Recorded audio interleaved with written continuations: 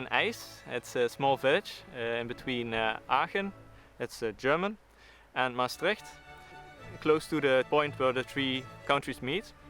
So we're on a hilly side here of the Netherlands. Normally people think of the Netherlands as a flat country, but this part is a little different. We've got quite some hills here, and it's a very suitable place to make wine.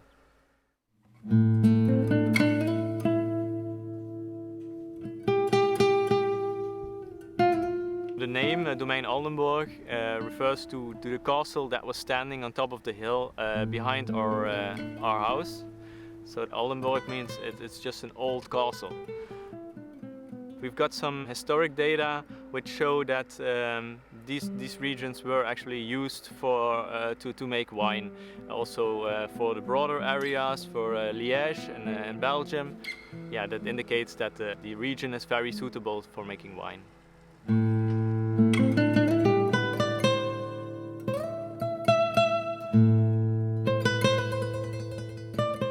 Well, I started actually my biology studies because of my interest in plants actually. I focused on plant microbe interactions, and I went slowly more into the applied sciences to see how you can actually make a plant more resilient, not to change the environment, to be more ecologically minded, let's say.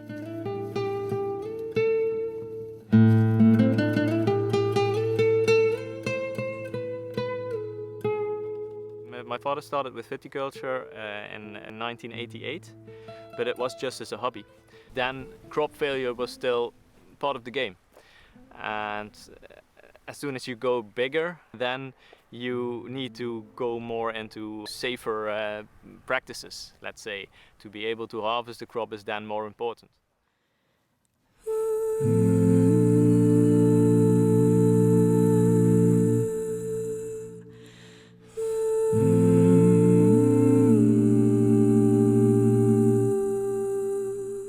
What we're building up here, or trying to build up here, is a very natural environment, a very diverse, so not only microbial diverse in the soil, but we're talking also about biodiversity in insects. And by applying like synthetic products, we are afraid that we lose a lot of the diversity we build up throughout the years in order to save one harvest. And it's mostly not the case that you can spray just one time with a synthetic spray. You need to apply that more often. So there's no golden bullet if you're really in trouble, we think.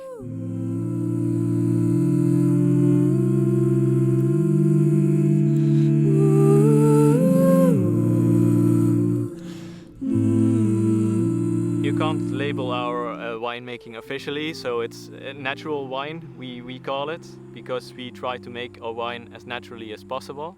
So with the own yeasts, we make a pied de cuve with the own yeast from the vineyard instead of buying it. We don't mix the wine, so we actually make a wine from our Pinot Gris or from our Riesling, and we blend as little as possible, because then you really have the taste of the wine itself and also the year itself, because like in 2017 we had a less warm year than in 2018, and you see that the 2017 Pinot Noir was much lighter in color than 2018, and we think that's important because then you can really see it's a natural product.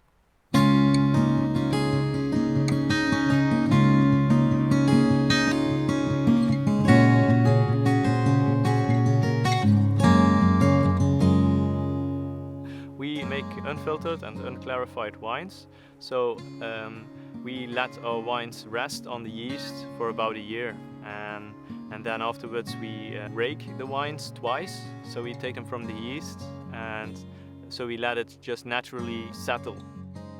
So we grow mainly Riesling here. That is a vine that is very robust. It gives a really nice sparkling wine, because that's what we mostly make.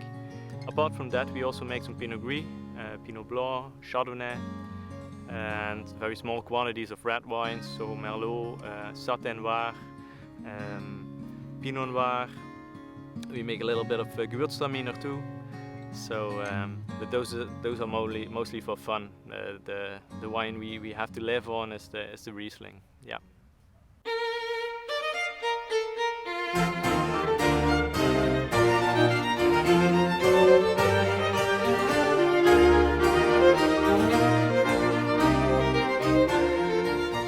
We mostly aim at Michelin star restaurants. So Boleni is in Amsterdam, but also here close by in Chateau Wittem. Those are restaurants that are high standards. People there are willing to spend money for quality. We really aim for the small community there is that can really appreciate the wine in the most natural form.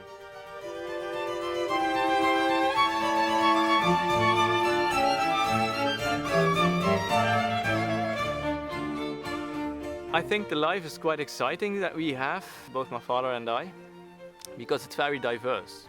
One day you're working in the cellar, the other day you're working in the vineyard, and most days something comes on your track you didn't even beforehand knew about. So it's a very surprising way of living, and also kind of a challenging way, because you have to be adaptable.